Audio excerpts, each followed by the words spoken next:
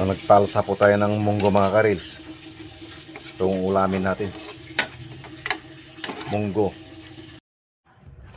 Itong munggo na lulutin natin mga karils.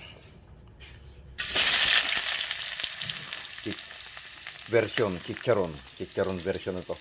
Walang karne ito ang ihas sa sahog natin. Malasa din yan. Kapag magluto kayo ng munggo mga karils, nag-isa na kayo ng rekado, sasabihin nyo na yung nor cubes dito para mabango. Tsaka kamatis. Ayan. Sarap.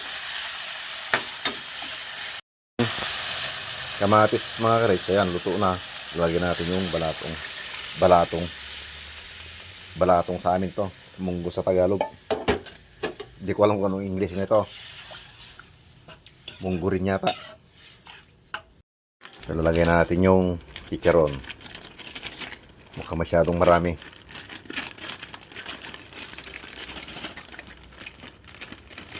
Para magkalasa mga karils. Op. Ang dami.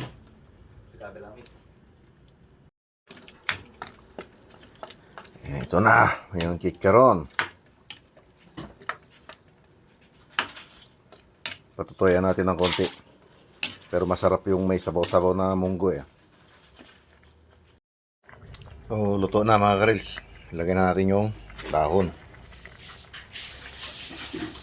Dahon ng ampalaya at saka alugbati.